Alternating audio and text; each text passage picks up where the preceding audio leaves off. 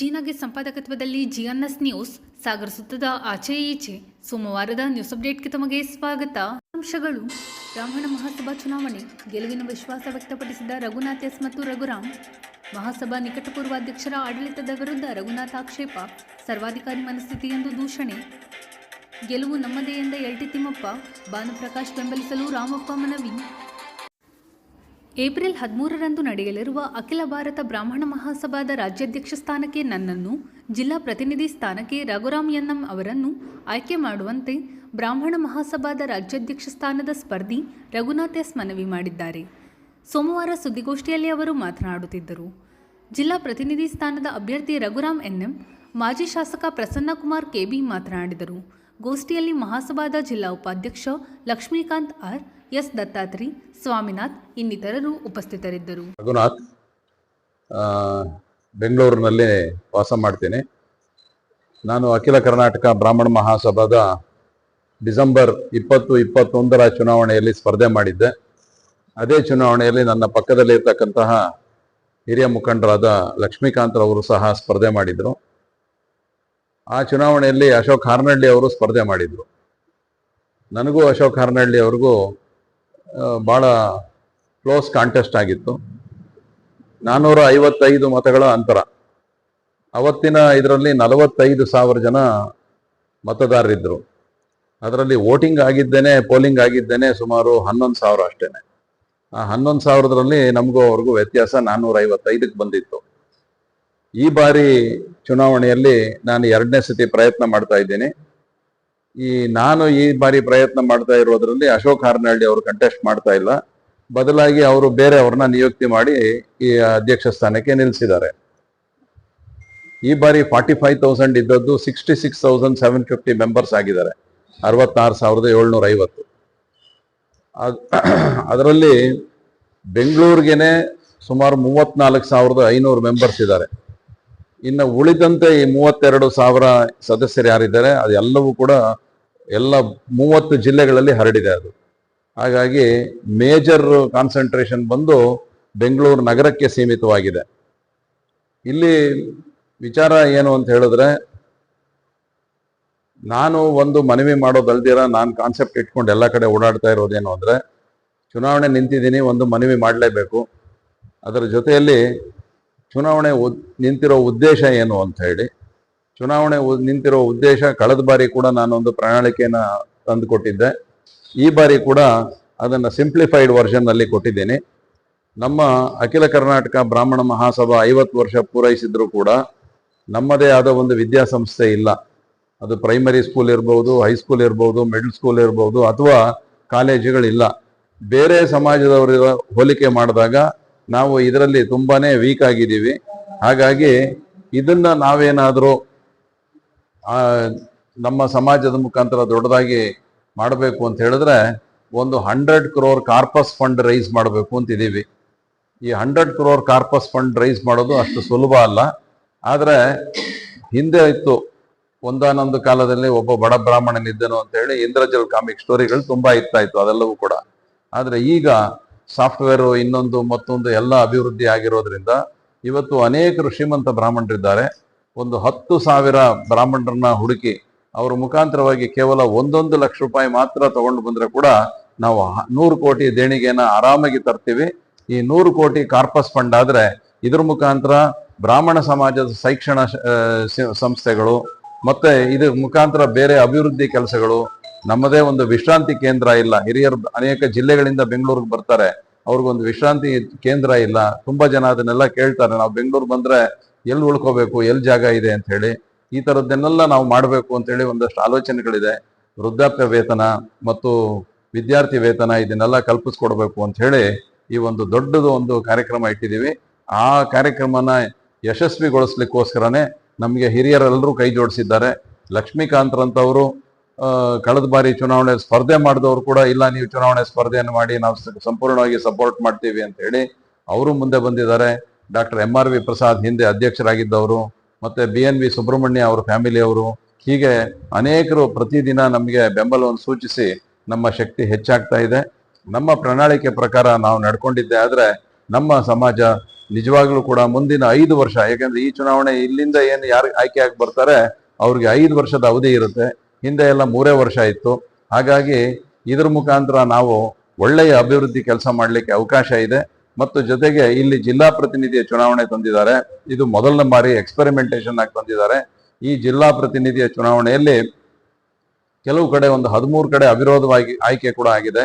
ಹಾಗಾಗಿ ಅವಿರೋಧ ಆಯ್ಕೆ ಆದಂಥವ್ರಿಗೆ ನಾನು ಅಭಿನಂದನೆಗಳು ತಿಳಿಸ್ತಾ, ನಮ್ಮ ಈ ಶಿವಮೊಗ್ಗ ಜಿಲ್ಲೆಯಲ್ಲಿ ರಘುರಾಮ್ ಅವರು ನನ್ನ ಪಕ್ಕದಲ್ಲಿ ಕೂತಿರೋರು ಸ್ಪರ್ಧೆ ಮಾಡ್ತಾ ಇದ್ದಾರೆ ನಮ್ಮ ತಂಡದಿಂದ.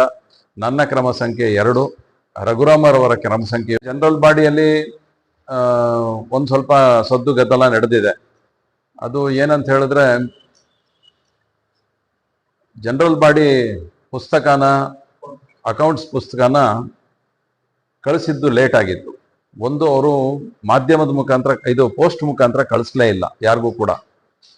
ಆದರೆ 15 ದಿನದ ಮೊದಲೇ ಬಂದು ಕಲೆಕ್ಟ್ ಮಾಡ್ಕೊಳ್ಬಹುದು ಅಂತ ಒಂದು ಸೂಚನೆ ಕೊಟ್ಟಿದ್ರು.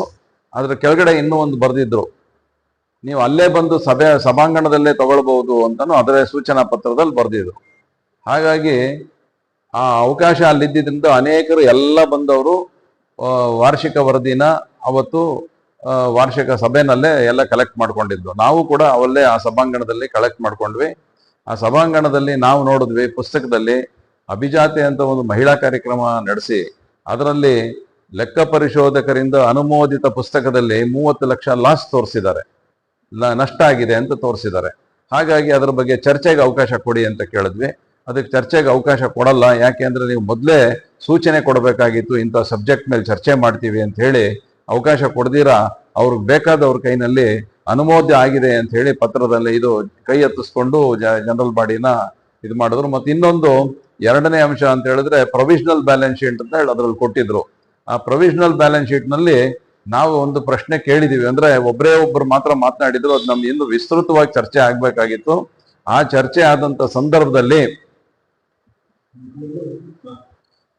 ವಿಸ್ತೃತವಾಗಿ ಇನ್ನು ಚರ್ಚೆ ಆಗ್ಬೇಕಾಗಿತ್ತು. ಆ ಚರ್ಚೆಯಲ್ಲಿ ತಗೋಬೇಕಾಗಿದ್ದೇನು ಅಂಶ ಅಂತಂದ್ರೆ, ಸುವರ್ಣ ಸಂಭ್ರಮ ಸಮ್ಮೇಳನ ನಡೆಸಿದಂತ ಇದರಲ್ಲಿ ಎಕ್ಸಿಕ್ಯೂಟಿವ್ ಕಮಿಟಿ ಮೆಂಬರ್ಸ್ಗಳೇ ಹಾಕಿದಂಥದ್ದು ಒಂದು ಇಂಪಾರ್ಟೆಂಟ್ ವಿಚಾರ ಇತ್ತು. ವಿಚಾರ ಏನು ಅಂತ ಹೇಳಿದ್ರೆ, ಸುಮಾರು ರಾಜಕಾರಣಿಗಳಿಂದ 2.5-3 ಕೋಟಿ ರೂಪಾಯಿ ಹಣ ಸಂಗ್ರಹಿಸಿವಿ ಸುಮಾರು ಇದು ಸುವರ್ಣ ಸಂಭ್ರಮ ಆಚರಣೆ ಮಾಡ್ಲಿಕ್ಕೋಸ್ಕರ ಅಂತ. ಆದ್ರೆ ಅದನ್ನ ಪುಸ್ತಕದಲ್ಲಿ, ಲೆಕ್ಕ ಪುಸ್ತಕದಲ್ಲಿ ನಾವು ಹಿಂಗ್ ತಿರುಗಿಸ್ ನೋಡಿದಾಗ ಅದರಲ್ಲಿ ಯಾವುದು ಆ ಥರದ್ದು ಲೆಕ್ಕ ತೋರಿಸಿರ್ಲಿಲ್ಲ. ಅದನ್ನು ಚರ್ಚೆಗೆ ತಗೋಬೇಕಾಗಿತ್ತು, ಬಂದಂತ ಹಣ ಎಲ್ಲಿ ತೋರಿಸಿದೀರಾ ಅಂತ. ಇನ್ನೊಂದು 3ನೇ ಅಂಶ ಅಂತ ಹೇಳಿದ್ರೆ, ನಮ್ಮ AKBMS ನ ಬೈಲಾ ಪ್ರಕಾರವಾಗಿ ನಾವು ಕೊರತೆ ಕಂಡಿದ್ದು ಅಂತ ಹೇಳಿದ್ರೆ, first of all sir, Ashok Arnalli ಅವರು ಅಧ್ಯಕ್ಷರಾಗಿ ಚುನಾವಣೆಯಲ್ಲಿ ಗೆದ್ರು, ನಾನು ಸೋತೆ.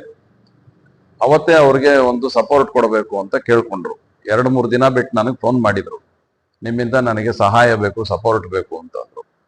ಖಂಡಿತವಾಗ್ಲೂ ಸಪೋರ್ಟ್ ಮಾಡ್ತೀವಿ ಅಂತ ಅವತ್ತೇ ಅವ್ರಿಗೆ ಹೇಳಿದ್ವಿ. ಆ ಸಪೋರ್ಟ್ ಮಾಡ್ತೀವಿ ಅನ್ನೋ ಒಂದೇ ಕಾರಣಕ್ಕೋಸ್ಕರ ಇವತ್ತವರೆಗೆ ಒಂದು ದಿನ ನಾವು ಅವ್ರಿಗೆ ಅವ್ರ ಆಫೀಸ್ ಬಾಗಿಲು ಹೋಗಿ ಒಂದು ದಿನ ಡಿಸ್ಟರ್ಬೆನ್ಸ್ ಮಾಡಿದವ್ರಲ್ಲ, ಒಂದು ದಿನ ತೊಂದರೆ ಕೊಟ್ಟವ್ರಲ್ಲ. That is the best way of supporting. ಯಾಕಂದ್ರೆ ಡೈಲಿ ಹೋಗಿ ಗಲಾಟೆ ಮಾಡೋದು, ಕಿರಿಕಿರಿ ಮಾಡೋದು ಅಲ್ಲ. ಅದಕ್ಕೆ ಬಂದೆ ಸರ್, ಬಂದೆ. ಫಸ್ಟ್ ಆಫ್ ಆಲ್ ನಮ್ ಸಪೋರ್ಟ್ ಅವ್ರಿಗೆ ಇರಬೇಕು. ಆ ರೀತಿಯಲ್ಲಿ ಅವ್ರಿಗೆ 100% ಸಪೋರ್ಟ್ ಕೊಟ್ಟಿದ್ದೀವಿ. ಮತ್ತೆ ಮೊನ್ನೆ ಒಂದು ಹಿರಿಯಣ್ಣ ಸ್ವಾಮಿ ಸಭಾಭವನ ಕಟ್ತೀವಿ ಅಂತ ಹೇಳಿದ್ರು. ನಾವು ಅದಕ್ಕೆ ಒಂದು ಬಜೆಟ್ 40 ಲಕ್ಷ ರೂಪಾಯಿ, 35 ಲಕ್ಷ ರೂಪಾಯಿ ಅಂತ ಹೇಳಿದ್ರು. ಅದಕ್ಕೆ 10% ನಂದಿರ್ಲಿ ಅಂತ ಹೇಳಿ 3.5 ಲಕ್ಷ ರೂಪಾಯಿ ಕೊಟ್ಟಿದ್ದೀನಿ ಅವ್ರಿಗೆ ಸಪೋರ್ಟ್ಗೋಸ್ಕರ. ಅವ್ರ ಅಧ್ಯಕ್ಷರಿದ್ರು, ನಾವು ಅಪೋಸಿಟ್ ಇದ್ರು ಕೂಡ ಅವ್ರು ಕೇಳಿದ್ದಕ್ಕೆ ನಾವು ಸಪೋರ್ಟ್ ಮಾಡ್ಕೊಂಡು ಬಂದಿದ್ದೀವಿ. ಮತ್ತೆ ಸಮ್ಮೇಳನಕ್ಕೆ ಕರೆದ್ರು, ಫಂಡ್ಸ್ ಬೇಕು ಅಂದ್ರೆ ನಾನು 1 ಲಕ್ಷ ರೂಪಾಯಿ ಕೊಟ್ಟು, ಮತ್ತೆ ಇನ್ಯಾರೋ ಒಬ್ಬರು ಹಿರಿಯರ ಹತ್ರ 2 ಲಕ್ಷ ರೂಪಾಯಿ, ಈ ರೀತಿಯಾಗಿ ನಮ್ ಸಪೋರ್ಟ್ ಕೊಟ್ಟಿದ್ದೀವಿ. ಆದ್ರೆ ತಾವು ಕೇಳಿದ್ದು ಏನು ಇದು ಅಂತ ಹೇಳಿದ್ರೆ, ಅವರು ಎಲ್ರನ್ನೂ ಒಳಗೊಂಡಂತೆ ಅವರೇನು ಈ ಬ್ರಾಹ್ಮಣ ಸಮಾಜ ನಡೆಸಲಿಲ್ಲ. ಅವರು ಎಲ್ರನ್ನೂ ಒಳಗೊಂಡಂತೆ ಅವರೇನು ಸಮಾಜ ನಡೆಸಲಿಲ್ಲ. ಅವ್ರಿಗೆ ಬೇಕಾದವ್ರನ್ನ ಇಟ್ಕೊಂಡು ಕೆಲಸ ಮಾಡಿದ್ದಾರೆ ಹೊರತು ಎಲ್ರನ್ನು ಆಲ್ ಇನ್ಕ್ಲೂಸಿವ್ ಅಪ್ರೋಚ್ ಅನ್ನೋದನ್ನ, ಅದು ದಟ್ ಈಸ್ ಹಿಸ್ ನೆಗೆಟಿವ್ ಇದು ಅವ್ರದ್ದು. ಎರಡನೇದು, ನಾನು ಅನ್ನೋದು ಅವ್ರಲ್ಲಿ ತುಂಬಾ ಇದೆ. ನಾವು ಅನ್ನೋದಕ್ಕಿಂತ ಯಾವ್ದನ್ನ ಅವ್ರ ವಿಡಿಯೋ ತೆಗೆದು ನೋಡಿ, ನಾನು ಅನ್ನೋದು ತುಂಬಾ ಇದೆ, ಅದು ಬಹಳ ಇದೆ. ಅದು ಎಲ್ಲಿ ಬೇಕಾದ್ರೆ ಅವ್ರ ವಿಡಿಯೋ ತಿದ್ದುಪಡಿಯಾದ ಬೈಲಾದಂತೆ ಶಿವಮೊಗ್ಗ ಜಿಲ್ಲಾ ಪ್ರತಿನಿಧಿ ಸ್ಥಾನಕ್ಕೆ ನಾನು ಸ್ಪರ್ಧೆ ಮಾಡ್ತೀನಿ. ನಾನು ಕಳೆದ 35-40 ವರ್ಷಗಳಿಂದ ಸಮಾಜದ ವಿವಿಧ ಸಂಘ ಸಂಸ್ಥೆಗಳ ಜೊತೆಗೆ ನನ್ನ ಒಡನಾಟ ಇದೆ. ವಿಶ್ವೇಶ್ವರಯ್ಯ ಕೋಆಪರೇಟಿವ್ ಸೊಸೈಟಿಯ ಅಧ್ಯಕ್ಷನಾಗಿ, ಖಜಾಂಚಿಯಾಗಿ, ಪರೋಪಕಾರಿ ಸಂಘದ ನಿರ್ದೇಶಕನಾಗಿ, ತಾಲೂಕು ಬ್ರಾಹ್ಮಣ ಸಂಘದ ನಿರ್ದೇಶಕನಾಗಿ, ಹೊಯ್ಸಳ ಕರ್ನಾಟಕ ಸೊಸೈಟಿಯ ಖಜಾಂಚಿಯಾಗಿ, ಹೀಗೆ ವಿವಿಧ ವೇದಿಕೆಗಳಲ್ಲಿ ನಾನು ಕೆಲಸ ಮಾಡಿದ್ದೀನಿ. ನನಗೆ ಶಿವಮೊಗ್ಗದ ಹಲವು ಸಂಘ ಸಂಸ್ಥೆಗಳ ಜೊತೆಗೆ ಒಡನಾಟ ಇದೆ. ಸಮಾಜ ಸೇವೆ ಮಾಡಬೇಕು ಅನ್ನೋದು ನನ್ನ ಮೊದಲಿಂದಲೂ ಕೂಡ ನನಗಿರ್ತಕ್ಕಂಥ ಒಂದು ಆಸೆ. ಅದಕ್ಕೋಸ್ಕರ ನನಗೆ ಒಂದು ಒಳ್ಳೆ ತಂಡ ಸಿಕ್ಕಿದೆ. ರಘುನಾಥ್ ಅವರ ನೇತೃತ್ವದಲ್ಲಿ ಅಖಿಲ ಕರ್ನಾಟಕ ಬ್ರಾಹ್ಮಣ ಮಹಾಸಭೆಯ ಈ ಒಂದು ಚುನಾವಣೆಗೆ ನಾನು ಸ್ಪರ್ಧೆ ಮಾಡಿದ್ದೀನಿ. ತಮ್ಮೆಲ್ಲರ ಮೂಲಕ ಸಮಾಜ ಸೇವೆಗೆ ನನಗೊಂದು ಅವಕಾಶ ಮಾಡಿಕೊಡಿ ಅಂತ ಹೇಳಿ ನನ್ನ ವಿಪ್ರ ಬಂಧುಗಳಲ್ಲಿ ವಿನಂತಿ ಮಾಡ್ಕೊತೀನಿ. ನಮ್ಮ ಗುರಿ ಅಖಿಲ ಕರ್ನಾಟಕ ಬ್ರಾಹ್ಮಣ ಮಹಾಸಭೆಯ ಸದಸ್ಯತ್ವವನ್ನು ಆಂದೋಲನ ಮಾಡಬೇಕು ಅಂತೇಳಿ, ಕನಿಷ್ಠ ಮುಂದಿನ 5 ವರ್ಷಗಳಲ್ಲಿ 2 ಲಕ್ಷ ಜನರನ್ನ ಸದಸ್ಯರು ಮಾಡಬೇಕು ಅನ್ನೋದು ನಮ್ಮ ಗುರಿ ಇದೆ. ಹಾಗೇನೆ ಸಮಾಜದ ತೊಂದರೆಯಲ್ಲಿರ್ತಕ್ಕಂಥ ಸಮಾಜದ ಬಂಧುಗಳಿಗೆ ಕೈಲಾದಂತ ಒಂದು ಸಹಾಯ ಮಾಡಬೇಕು ಅಂತೇಳಿ ನಮ್ಮ ಅಧ್ಯಕ್ಷ ಸ್ಥಾನದ ಆಕಾಂಕ್ಷಿಯಾಗಿರ್ತಕ್ಕಂಥ ರಘುನಾಥ್ ಅವರ ಆಸೆ. ಅದಕ್ಕೆ ನಾವೆಲ್ಲರೂ ಕೂಡ ಕೈ ಜೋಡಿಸ್ತಾ ಇದ್ದೀವಿ. ಶಿವಮೊಗ್ಗ ಜಿಲ್ಲೆನಲ್ಲಿ ನಮ್ಮ ಈ ಚುನಾವಣಾ ಪ್ರಕ್ರಿಯೆಯಲ್ಲಿ ನಾವು ಕಳೆದ 30 ದಿನದಿಂದ ನಾವು ಓಡಾಡ್ತಾ ಇದ್ದೀವಿ. ನಮಗೆ ಒಳ್ಳೆ ವಾತಾವರಣ ಇದೆ. ನಮಗೆ ನಂಬಿಕೆ ಬಂದಿದೆ, ಶಿವಮೊಗ್ಗ ಜಿಲ್ಲೆನಲ್ಲಿ ರಘುರಾಮ ಮತ್ತು ರಘುನಾಥ ಇವರಿಬ್ಬರಿಗೂ ಕೂಡ ಅತಿ ಹೆಚ್ಚಿನ ಮತ ಸಿಗತ್ತೆ. ನಾವು ಜಯಶಾಲಿ ಆಗೋದ್ರಲ್ಲಿ ಯಾವುದೇ ಅನುಮಾನ ಇಲ್ಲ. ರಾಜ್ಯಕ್ಕೆ ರಘುನಾಥ್ ಅವರು ಅಧ್ಯಕ್ಷರಾಗೋದ್ರಲ್ಲೂ ಕೂಡ ನಮಗೆ ಯಾವುದೇ ಅನುಮಾನ ಇಲ್ಲ. ನಮಗೆ ನಿಮ್ಮ ಮೂಲಕ ಸಮಾಜ ಬಾಂಧವರಲ್ಲಿ ಮತ್ತೊಮ್ಮೆ ಮನವಿ ಮಾಡ್ಕೊತಾ ಇದ್ದೀವಿ, ನಮಗೆ ಹೆಚ್ಚಿನ ಬೆಂಬಲ ಕೊಟ್ಟು ನಮ್ಮನ್ನ ಗೆಲ್ಲಿಸ್ಕೊಡಿ ಅಂತೇಳಿ. ನಮಸ್ಕಾರ. ಬಾಕಿ ಎಲ್ಲಾ ವಿಷಯಗಳನ್ನ ನಮ್ಮ ಅಧ್ಯಕ್ಷ ಸ್ಥಾನದ ಅಭ್ಯರ್ಥಿ. ಇವತ್ತಿನ ದಿವಸ ನಾವೆಲ್ಲರೂ ಕೂಡ ನಮ್ಮ ಸಮಾಜದ ರಾಜ್ಯದ ಚುನಾವಣೆಗೆ ಅಧ್ಯಕ್ಷರನ್ನಾಗಿ ಆಯ್ಕೆ ಮಾಡಲಿಕ್ಕೆ ಬಂದಿರುವಂತಹ ಚುನಾವಣೆ. ಬರುವ 13ನೇ ತಾರೀಕು ಚುನಾವಣೆ ಇದೆ. ಆ ಚುನಾವಣೆಯಲ್ಲಿ ರಾಜ್ಯದ ಅಧ್ಯಕ್ಷ ಸ್ಥಾನದ ಅಭ್ಯರ್ಥಿಯಾದಂತಹ ಸ್ನೇಹಿತರಾದ ರಘುನಾಥ್ರವರು ಮತ್ತು ನಮ್ಮ ಜಿಲ್ಲೆಯಿಂದ ರಾಜ್ಯ ಸಮಿತಿಗೆ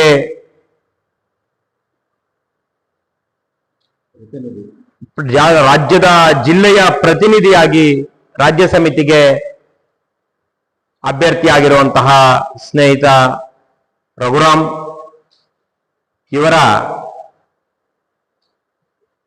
ಚುನಾವಣಾ ಪ್ರಚಾರಕ್ಕೆ ಜಿಲ್ಲೆಯಲ್ಲಿ ಎಲ್ಲ ಕಡೆ ಈಗಾಗಲೇ ನಾವು ತೀರ್ಥಹಳ್ಳಿಯಲ್ಲಿ ಕೂಡ ಪತ್ರಿಕಾಗೋಷ್ಠಿಯನ್ನು ಮುಗಿಸಿ ಸಮಾಜ ಬಾಂಧವರೊಡನೆ ಮಾತನಾಡಿ ಈಗ ಸಾಗರ ಪಟ್ಟಣಕ್ಕೆ ಬಂದಿದ್ದೀವಿ.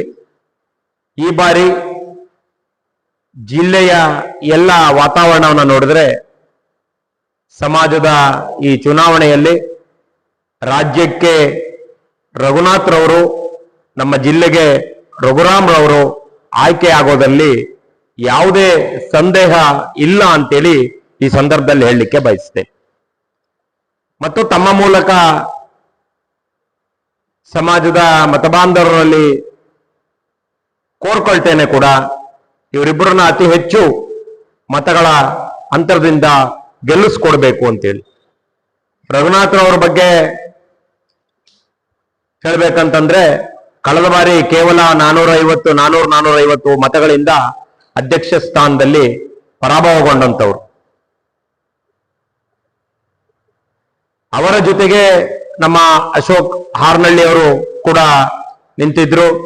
ಲಕ್ಷ್ಮೀಕಾಂತ್ ಅವರಿಗೆ ಇಲ್ಲಿ ಕೂತಿದ್ದಾರೆ, ಅವರು ಹಿರಿಯ ಉಪಾಧ್ಯಕ್ಷರು. ಅವರು ಕೂಡ ಚುನಾವಣೆಯಲ್ಲಿ ಕಳೆದ ಬಾರಿ ಸ್ಪರ್ಧೆ ಮಾಡಿದ್ರು. ಈ ತ್ರಿಕೋಣ ಸ್ಪರ್ಧೆಯಲ್ಲಿ 450 ಓಟಿನಿಂದ ಪರಾಭವಗೊಂಡಂತಹ ನಮ್ಮ ರಘುನಾಥ್ರವರು ಈ ಬಾರಿ ಲಕ್ಷ್ಮೀಕಾಂತ್ ಅವರು ಕೂಡ ರಘುನಾಥ್ರವರಿಗೆ ಜೊತೆಗೆ ಬೆನ್ನೆಲುಬಾಗಿ ನಿಂತು ರಾಜ್ಯಾದ್ಯಂತ ಓಡಾಡ್ತಾ ಇದ್ದಾರೆ. ಈ ಬಾರಿ ಈ ಎಲ್ಲ ಕಾರಣದಿಂದ ಜೊತೆಗೆ ಹಿಂದೆ ಚುನಾವಣೆಯಲ್ಲಿ ಪರಾಭವಗೊಂಡ್ರೂ ಕೂಡ ಸಮಾಜದ ಕೆಲಸವನ್ನ ಕಳೆದ 3 ವರ್ಷದಿಂದ ಯಾವುದೇ ಅಡೆತಡೆ ಇಲ್ಲದೆ ಸಮಾಜ ಬಾಂಧವರು ಕಷ್ಟ ಹೇಳ್ಕೊಂಡು ಬಂದಂತವರಿಗೆ ಕೆಲಸವನ್ನ ಮಾಡ್ತಾ ಇದ್ದಾರೆ.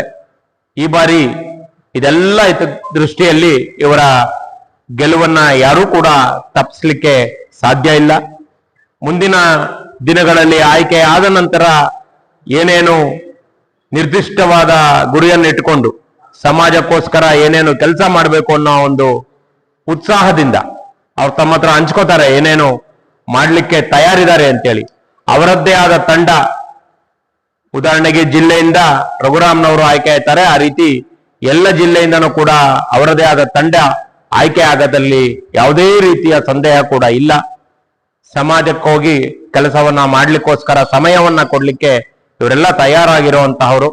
ಹಾಗಾಗಿ ತಮ್ಮ ಮೂಲಕ ಇತ್ತೀಚಿನ ದಿನಗಳಲ್ಲಿ ಕೆಲವು ಇವರುಗಳ ಬಗ್ಗೆ ಅಪಪ್ರಚಾರವನ್ನ ಕೂಡ ಮಾಡ್ತಾ ಇದ್ದಾರೆ. ಯಾಕೆ ಅಂತಂದ್ರೆ ನಿಮಗೆ ಗೊತ್ತಿದೆ, ಏನೂ ಮಾಡಕ್ಕಾಗಲಿಲ್ಲ ಅಂದ್ರೆ ಅಪಪ್ರಚಾರನೆ ಆಗೋದು ಮಾಡೋದು ಅಂತೇಳಿ. ಆದ್ರಿಂದ ಬ್ರಾಹ್ಮಣ ಸಮುದಾಯದ ಶ್ರೇಯೋಭಿವೃದ್ಧಿಗೆ ಪೂರಕವಾದ ಕಾರ್ಯವನ್ನು ಮಾಡುವ ಉದ್ದೇಶದಿಂದ ಮಹಾಸಭಾದ ಜಿಲ್ಲಾ ಪ್ರತಿನಿಧಿ ಸ್ಥಾನಕ್ಕೆ ಸ್ಪರ್ಧೆ ಮಾಡುತ್ತೇನೆ ಎಂದು ಅಖಿಲ ಕರ್ನಾಟಕ ಬ್ರಾಹ್ಮಣ ಮಹಾಸಭಾದ ಜಿಲ್ಲಾ ಪ್ರತಿನಿಧಿ ಸ್ಥಾನಕ್ಕೆ ಸ್ಪರ್ಧಿಸಿರುವ LT ತಿಮ್ಮಪ್ಪ ತಿಳಿಸಿದರು. ಸೋಮವಾರ ಸುದ್ದಿಗೋಷ್ಠಿಯಲ್ಲಿ ಅವರು ಮಾತನಾಡುತ್ತಿದ್ದರು. ಈ ಸಂದರ್ಭದಲ್ಲಿ ಸಹಕಾರ ಧುರೀಣ UH ರಾಮಪ್ಪ ಹಾಗೂ ಮಹಾಸಭಾದ ತಾಲೂಕು ಅಧ್ಯಕ್ಷ ರವೀಶ್ ಮಾತನಾಡಿದರು. ಗೋಷ್ಠಿಯಲ್ಲಿ ಗಣೇಶ್ ಪ್ರಸಾದ್, KC ದೇವಪ್ಪ, RS ಗಿರಿ, ವೈಮೋಹನ್, ವಿನಾಯಕ್ ಜೋಯ್ಸ್, ವೆಂಕಟರಾವ್, ನಾರಾಯಣಮೂರ್ತಿ, ರಾಜೇಂದ್ರ ಖಂಡಿಕಾ ಇನ್ನಿತರರು ಹಾಜರಿದ್ದರು. ರಾಜ್ಯ ಅಖಿಲ ಕರ್ನಾಟಕ ಬ್ರಾಹ್ಮಣ ಮಹಾಸಭಾದ ಜಿಲ್ಲಾ ಪ್ರತಿನಿಧಿಯಾಗಿ ಸ್ಪರ್ಧೆ ಮಾಡ್ತಾ ಇದ್ದೇನೆ. ನಾನು ಶ್ರೀಮಾನ್ ಅಶೋಕ್ ಹಾರ್ನಳ್ಳಿ ಅವರ ನೇತೃತ್ವದ ಭಾನು ಪ್ರಕಾಶ್ ಶರ್ಮಾ ಅವರ ಅಭ್ಯರ್ಥಿತನದ ಟೀಮ್ನಲ್ಲಿ ಕೆಲಸ ಮಾಡ್ತಾ ಇದ್ದೀನಿ.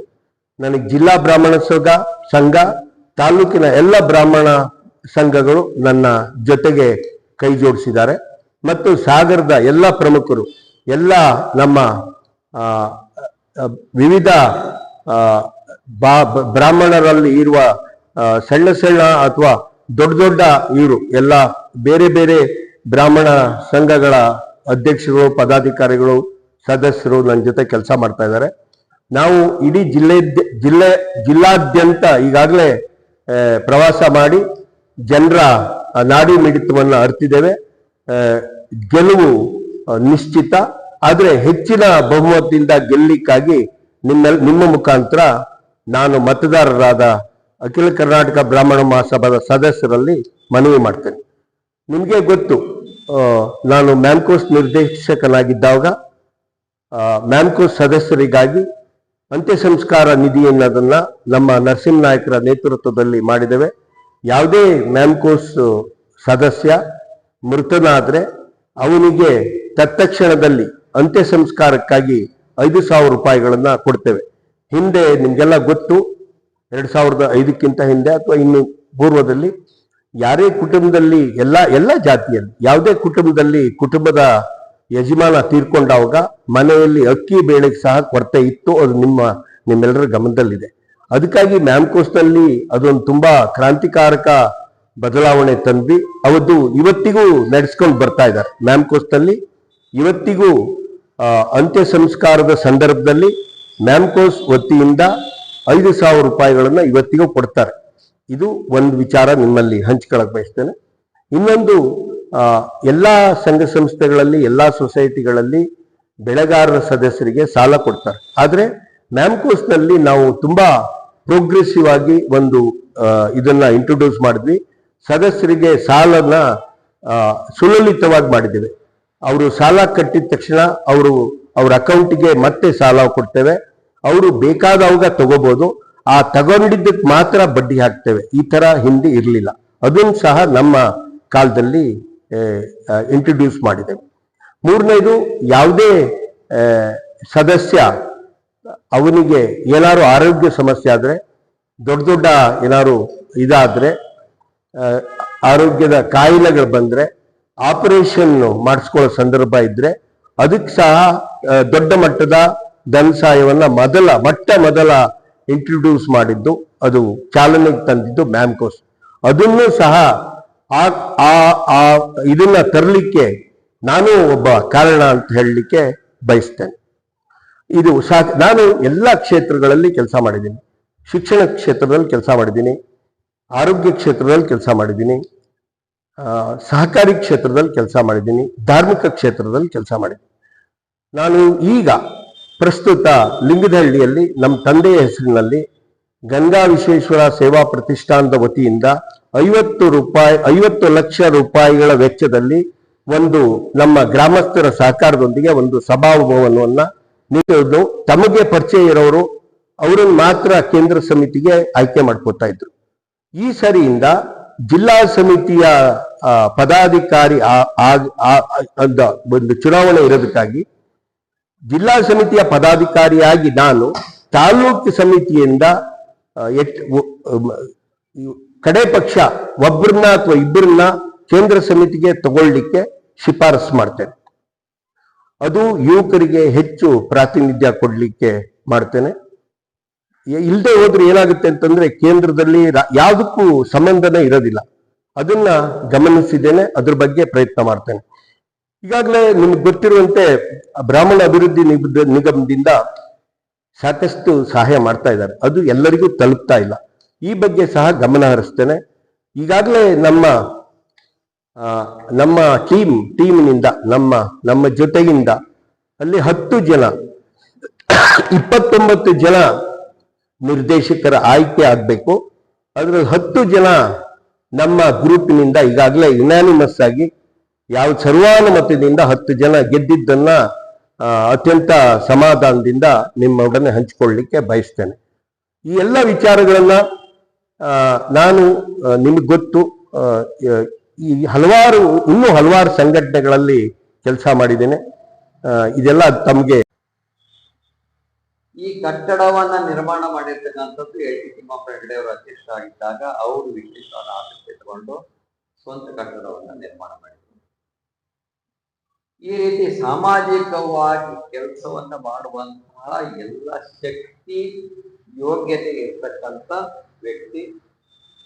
ಜೊತೆಗೆ ಅವ್ರ ತಂದೆಯವರು ತಮಗೆಲ್ಲರೂ ಗೊತ್ತೇ ಎಲ್ ಟಿ ಹೆಗಡೆ ಅವರು ಶಾಸಕರಾಗಿದ್ರು. ಅಷ್ಟೇ ಅಲ್ಲ, ಅವರು ಬ್ರಾಹ್ಮಣ ಮಹಾಸಭಾದ ಉಪಾಧ್ಯಕ್ಷರಾಗಿ ಹಾಗೂ ಬೇರೆ ಬೇರೆ ಸ್ಥಾನಗಳಲ್ಲಿ ಕೆಲಸವನ್ನು ಮಾಡಿದ್ದಾರೆ. ಇನ್ನೊಂದು ವಿಶೇಷ ಅಂತ ಹೇಳಿದರೆ ಎಲ್ ಟಿ ಹೆಗಡೆ ಅವರು, ಈಗ ನಾನು ಅಖಿಲ ಹವ್ಯಕ ಮಹಾಸಭಾದ ಡೈರೆಕ್ಟರ್ ಬಹಳ ವರ್ಷ ಆಯ್ತು. ಆದ್ರೆ ಅಖಿಲ ಹವ್ಯಕ ಮಹಾಸಭಾದ ಡೈರೆಕ್ಟರ್ ಆಗಿ ಯಾವತ್ತೂ ಎಲ್ ಟಿ ಹೆಗಡೆ ಅವರು ಇರಲಿಲ್ಲ. ಅವರು ನೇರವಾಗಿ ಅಖಿಲ ಕರ್ನಾಟಕ ಬ್ರಾಹ್ಮಣ ಮಹಾಸಭಾದ ಉಪಾಧ್ಯಕ್ಷರಾಗಿ ಬೇರೆ ಬೇರೆ ಹುದ್ದೆಗಳಲ್ಲಿ ಕೆಲಸ ಮಾಡಿದ್ದಾರೆ ಹೊರತು ಶ್ರೀಮಂತಾಸ್ತ್ರ ಯಾವುದೋ ಒಂದು ಗುಂಪಿಗೆ ಸೇರಿ ಕೆಲಸ ಮಾಡಿರ್ತಕ್ಕಂಥ ಸ್ವಭಾವ, ಅದು ಆ ರೀತಿಯ ವ್ಯಕ್ತಿತ್ವ ಅವ್ರದ್ದಾಗಿದೆ. ಹಾಗೇನೆ ಎಲ್ ಟಿ ತಿಮ್ಮಪ್ಪ ಅವರು ಕೂಡ ಈ ಬಾರಿ ಜಿಲ್ಲಾ ಪ್ರತಿನಿಧಿಯಾಗಿ, ಯಾಕಂದ್ರೆ ಮುಂಚೆ ಜಿಲ್ಲಾ ಪ್ರತಿನಿಧಿ ಅನ್ನೋದಿಲ್ಲ, ರಾಜ್ಯಾಧ್ಯಕ್ಷರು ಆಯ್ಕೆ ಮಾತ್ರ ಇದ್ದದ್ದು. ರಾಜ್ಯಾಧ್ಯಕ್ಷರು ಇಡೀ ರಾಜ್ಯದಲ್ಲಿ ಅವರಿಗೆ ಬೇಕಾಗಿರ್ತಕ್ಕಂಥವ್ರನ್ನ ತಮ್ಮ ಕಮಿಟಿಗೆ ಸೇರಿಸಿಕೊಂಡು ಪದಾಧಿಕಾರಿಗಳು ಜವಾಬ್ದಾರಿಯನ್ನು ಕೊಡುವಂತಹದ್ದು ಪದ್ಧತಿ. ಈ ಬಾರಿ ಬೈರಾ ತಿದ್ದುಪಡಿಯನ್ನು ಮಾಡಿ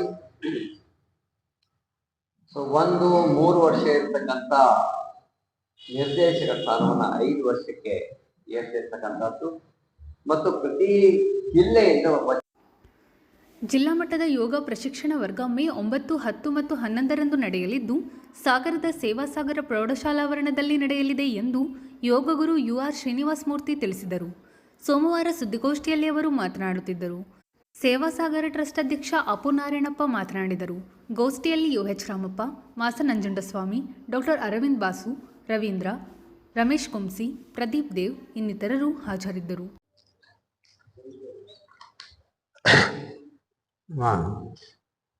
ಯೋಗ ಶಿಕ್ಷಣ ಸಮಿತಿ ರಿಜಿಸ್ಟರ್ ಶಿವಮೊಗ್ಗ ಕಳೆದ ಸುಮಾರು 46 ವರ್ಷಗಳಿಂದ ಶಿವಮೊಗ್ಗ ನಗರದಲ್ಲೇ ಸುಮಾರು 50ಕ್ಕೂ ಹೆಚ್ಚು, ಶಿವಮೊಗ್ಗ ನಗರದಲ್ಲಿ 50ಕ್ಕೂ ಹೆಚ್ಚು ಉಚಿತ ಯೋಗ ತರಗತಿಗಳು ನಡೀತಾ ಇದೆ. ಜಿಲ್ಲೆಯ ಬೇರೆ ಬೇರೆ ತಾಲೂಕುಗಳಲ್ಲೂ ಕೂಡ ಅಲ್ಲಿ ತರಗತಿಗಳನ್ನು ನಡೆಸೋ ಪ್ರಯತ್ನ ಮಾಡ್ತಾ ಇದ್ದೀವಿ. ಜೊತೆಗೆ ಇಲ್ಲಿ ಸಾಗರದಲ್ಲೇ ಸುಮಾರು ಒಂದು 6 ತರಗತಿಗಳು ಇಲ್ಲಿ ನಡೀತಾ ಇದೆ. ನಮ್ಮ ಉದ್ದೇಶ ಅಂತಂದರೆ ವಿಶೇಷವಾಗಿ ಇವತ್ತು ಯೋಗ ನಮಗೆಲ್ಲರೂ ಕೂಡ ಗೊತ್ತಿದೆ. ಯೋಗಕ್ಕೆ ಹೋಗದೆ ಹೋದರೂ ಯೋಗದ ಬಗ್ಗೆ ನಾವು ಅನೇಕ ಜನ ತಿಳ್ಕೊಂಡಿದ್ದೀವಿ. ಯೋಗಾಭ್ಯಾಸದಿಂದ ಜನ ಆರೋಗ್ಯವಂತರಾಗಿ ಮತ್ತು ಒಳ್ಳೆಯ ನಡತೆಯನ್ನು ಕೂಡ ಅವರು ಪಡಿತಾರೆ ಅಂತಕ್ಕಂಥದ್ದು ಅದು ಇವತ್ತು ಸಿದ್ಧವಾಗಿರ್ತಕ್ಕಂಥ ಸಂಗತಿ. ಮತ್ತು ಯೋಗ ವೈಜ್ಞಾನಿಕವಾಗಿಯೂ ಕೂಡ ಇವತ್ತು ಒಪ್ಪಿಯಾಗಿದೆ ಎಲ್ಲರಿಗೂ ಕೂಡ. ಹೀಗಾಗಿ ಸಾರ್ವಜನಿಕರಿಗೆ ಉಚಿತವಾಗಿ ಯೋಗ ಶಿಕ್ಷಣ ಸಿಗಬೇಕು ಎಂಬತಕ್ಕಂಥ ಮೂಲ ಉದ್ದೇಶದಿಂದ ಯೋಗ ಶಿಕ್ಷಣ ಸಮಿತಿ ಕೆಲಸ ಮಾಡ್ತಾ ಇರೋದ್ರ ಜೊತೆಗೇ ಒಳ್ಳೆಯ ಯೋಗ ಶಿಕ್ಷಕರನ್ನು ಅವರನ್ನು ಸಿದ್ಧ ಮಾಡೋದಕ್ಕೋಸ್ಕರವಾಗಿ ಈ ರೀತಿ ಕೆಲವು ಶಿಬಿರಗಳನ್ನು ನಾವು ಮಾಡ್ತಾ ಇದ್ದೀವಿ. ಆ ಶಿಬಿರ ಈ ಸಾರಿ ಜಿಲ್ಲಾ ಮಟ್ಟದಲ್ಲಿ 3 ದಿವಸ ಮೇ 9, 10, 11 3 ದಿವಸ ಇಲ್ಲೇ ಸಾಗರದ ಸೇವಾ ಸಾಗರ ಶಾಲೆಯಲ್ಲಿ ಪ್ರೌಢಶಾಲೆಯಲ್ಲಿ ಅದು ಸಂಪನ್ನಗೊಳ್ಳಲಿದೆ. ಬರ್ತಕ್ಕಂಥವರು ಯೋಗಾಭ್ಯಾಸದಲ್ಲಿ ಆಸಕ್ತಿ ಇದ್ದು ಕಲಿಬೇಕು ಅಂತಕ್ಕಂಥವರಾಗಿರಬೇಕು. 3 ದಿವಸ ಅಲ್ಲಿರಬೇಕು. ಮತ್ತು 500 ರೂಪಾಯಿ ಶುಲ್ಕವನ್ನು ಅವರಿಂದ ತಗೊಳುತ್ತೆ ಮೇಂಟೆನೆನ್ಸ್ಗೋಸ್ಕರ. ಊಟ ತಿಂಡಿ ಎಲ್ಲ 3 ದಿವಸ ಅಲ್ಲೇ ಇರ್ತಾರೆ. ಆಸಕ್ತ ಪುರುಷ ಮಹಿಳೆಯರು ಇದರಲ್ಲಿ ಭಾಗವಹಿಸೋದಕ್ಕೆ ಅವಕಾಶ ಇದೆ. ನಾವು ಹೆಚ್ಚು ಅಂತಂದರೆ 120ರಿಂದ 130 ಜನನ ಮಾತ್ರ ತಗೊಳ್ತೀವಿ. First comes first. ಹಾಗೆ ಈ ತಿಂಗಳ 30ರ ಒಳಗೆ ಯಾರು ನೋಂದಣಿ ಮಾಡಿಕೊಂಡ್ರೆ ಅವರಿಗೆ ಅವಕಾಶ ಆಗುತ್ತೆ. ಆ ದೃಷ್ಟಿಯಿಂದ ಈ ಒಂದು ರೀತಿಯ ಈ ನಮ್ಮ ಪ್ರೆಸ್ ಮೀಟ್ ಮಾಡಿ ಇದರ ಮೂಲಕವಾಗಿ ನಗರದಲ್ಲಿ ವಿಚಾರ ಕೊಟ್ಟರೆ ಆಸಕ್ತಿ ಇದ್ದರೂ ಸ್ವಲ್ಪ ಅದರಲ್ಲಿ ವಿಶೇಷ ಪರಿಣಿತಿಯನ್ನು ಪಡೆಯಬೇಕು ಅಂಥೇಳಿ ಅಪೇಕ್ಷೆ ಇದ್ದಂಥವ್ರು ಬರ್ತಾರೆ. ಮತ್ತು ಅಲ್ಲಿ ಬರ್ತಕ್ಕಂಥ ಶಿಕ್ಷಕರು ದಾವಣಗೆರೆ, ಬೆಂಗಳೂರು, ಶಿವಮೊಗ್ಗ ಈ ಕಡೆಯಿಂದ ನುರಿತ ಅನುಭವಿ ಯೋಗಾಸನ ಶಿಕ್ಷಕರೇ ಬರ್ತಾರೆ. ಮಹಿಳೆಯರು ಬರ್ತಾರೆ, ಪುರುಷರು ಬರ್ತಾರೆ. ಹಾಗಾಗಿ ಈ ಸಂದರ್ಭದಲ್ಲಿ ಮತ್ತೆ ಇನ್ನೊಂದು, ನಿಮ್ಮಲ್ಲಿ ಯಾರಾದರೂ ಆಸಕ್ತಿ ಇದ್ದು ಯೋಗವನ್ನು ಕಲಿಬೇಕು ಅಂತ ಇದ್ದರೆ ತಾವು ಬರಬಹುದು. 500 ರೂಪಾಯಿ ಶುಲ್ಕ ಅಷ್ಟೇ. 3 ದಿವಸ ಯೋಗ ಶಿಕ್ಷಣ ಸಮಿತಿ ವತಿಯಿಂದನ ಶಿವಮೊಗ್ಗ ಜಿಲ್ಲಾ ಮಟ್ಟದ ಒಂದು ತರಬೇತಿ ಶಿಬಿರ, ಯೋಗ ಶಿಬಿರವನ್ನು ನಮ್ಮ ಸೇವಾಸಾಗರ ಟ್ರಸ್ಟ್ನ ಪ್ರೌಢಶಾಲೆಯಲ್ಲಿ ಮೇ 9, 10, 11 3 ದಿವಸ ಹಮ್ಮಿಕೊಂಡಿದ್ದಾರೆ. ಆ ವಿಷಯ ಹೇಳಿದ್ದಾರೆ. ನಮ್ಮ ಕಡೆಯಿಂದ ಏನೆಲ್ಲ ಸಹಕಾರ ಕೊಡ್ಲಿಕ್ಕೆ ಸಾಧ್ಯವೋ ಅದನ್ನು ನಾವು ಕೊಡ್ತಾ ಇದ್ದೀವಿ. ಟ್ರಸ್ಟಲ್ಲೂ ಈ ವಿಷಯ ಚರ್ಚೆ ಆಗಿದೆ. ಟ್ರಸ್ಟ್ ಒಪ್ಪಿಗೆನೂ ಕೂಡ ಪಡ್ಕೊಂಡಿದ್ದೀವಿ. ಈ ಶಿಬಿರ ತುಂಬ ಯಶಸ್ವಿ ಆಗೋದಕ್ಕೆ ನೀವು ಪತ್ರಕರ್ತರು ಕಾರಣರಾಗಿದ್ದೀರಿ. ಯಾಕೆಂದರೆ ಪತ್ರಿಕೆಗಳಲ್ಲಿ ಈ ವಿಷಯ ಬರುವ ಹಾಗೆ ತಾವು ಮಾಡ್ತಾ ಇದ್ದೀರಿ. ಯೋಗ ಅದು ನಮ್ಮ ದೇಶದ ಅದೊಂದು ಮೂಲ ಸಂಗತಿ. ಅದು ಯಾವಾಗ ಶುರುವಾಯಿತು ಗೊತ್ತಿಲ್ಲ. ಯೋಗ ಕರ್ಮಸು ಕೌಶಲಂ ಅಂತ ಹೇಳ್ತೀವಿ ನಾವು. ಯಾವುದೇ ಕೆಲಸವನ್ನು ಮಾಡಬೇಕಾದ್ರೆ ಅದು ಕೌಶಲ್ಯದಿಂದ ಮಾಡಬೇಕಾಗಿದೆ. ಅದಕ್ಕೆ ಯೋಗ ಸಹಾಯಕವಾಗಿರುತ್ತೆ ಅಂತ. ಹಾಗೆಯೇ ನಮ್ಮ ಶರೀರ ಮನಸ್ಸು ಎರಡೂ ಕೂಡ ದೃಢಕಾಯವಾಗಿರಬೇಕು. ಶರೀರ ಮನಸ್ಸು ಶುದ್ಧವಾಗಿರಬೇಕು ಅಂದರೆ ಯೋಗ ಕಾರಣ ಹೇಳುವಂಥದ್ದು ನಮಗೆಲ್ಲರಿಗೂ ಗೊತ್ತಿದೆ. ಮಾನ್ಯ ಪ್ರಧಾನಮಂತ್ರಿಗಳು ಅವರು ಪ್ರಧಾನಮಂತ್ರಿ ಆದಂತಹ ಮೊದಲನೇ ವರ್ಷನೇ 14ನೇ ಇಸ್ವಿಯಲ್ಲಿನೇ ಯೋಗವನ್ನು ಅಂತಾರಾಷ್ಟ್ರೀಯ ಮಟ್ಟಕ್ಕೆ ಕೊಂಡೊಯ್ದು ಅದಕ್ಕೊಂದು ಮಾನ್ಯತೆಯನ್ನು ವಿಶೇಷವಾಗಿ ತಂದುಕೊಟ್ರು. ಜೂನ್ 21 ಅಂತಾರಾಷ್ಟ್ರೀಯ ಯೋಗ ದಿನವನ್ನಾಗಿ ಮಾಡುವ ಹಾಗೆ ಭಾರತ ಮಾತ್ರ ಅಲ್ಲ, ಬೇರೆ ಬೇರೆ ದೇಶಗಳು ಮಾತ್ರ ಅಲ್ಲ, ಸಾಕಷ್ಟು ಮುಸ್ಲಿಂ ರಾಷ್ಟ್ರಗಳು ಕೂಡ ಈ ವಿಷಯವನ್ನು ತುಂಬ ಸಂತೋಷದಿಂದ ಸ್ವೀಕಾರ ಮಾಡಿರೋದು ನಮಗೆ ಗೊತ್ತಿದೆ. ಅಂದರೆ ಇದರ ಮಹತ್ವ ಎಲ್ಲರಿಗೂ ಅರ್ಥವಾಗಿದೆ ಅಂಥೇಳಿ ಅವತ್ತಿನ ದಿವಸನ 21ನೇ ತಾರೀಕು ಜೂನು ಒಂದು ದೊಡ್ಡ ಪ್ರಮಾಣದಲ್ಲಿ ಸಾಗರದಲ್ಲಿ ಯೋಗಪಟುಗಳನ್ನು ಸೇರಿಸಿ ಒಂದು ತಾಸಿನ ಒಂದು ಕಾರ್ಯಕ್ರಮ ಮಾಡಬೇಕು ಅಂತ ಒಂದು ಯೋಜನೆ ಇದೆ ಶಿಕ್ಷಣ ಸಮಿತಿಗೆ. ಆ ನಂತರ ಅದನ್ನು ನಮಗೆ ತಿಳಿಸಲಾಗುತ್ತೆ. ಅದು ಕೂಡ ಯಶಸ್ವಿ ಆಗುವ ಹಾಗೆ ನಾವೆಲ್ಲರೂ ಸೇರಿ ಮಾಡೋಣ. ಸಾಗರದಲ್ಲಿ ಅವರು ಈ ಶಿಬಿರವನ್ನು ಇದು ಸೋಮವಾರದ ಸಮಗ್ರ ಸುದ್ದಿ. ನಿರಂತರ ಸುದ್ದಿಗಾಗಿ ನೋಡ್ತಾ ಇರಿ GNS ನ್ಯೂಸ್. ನಮಸ್ಕಾರ.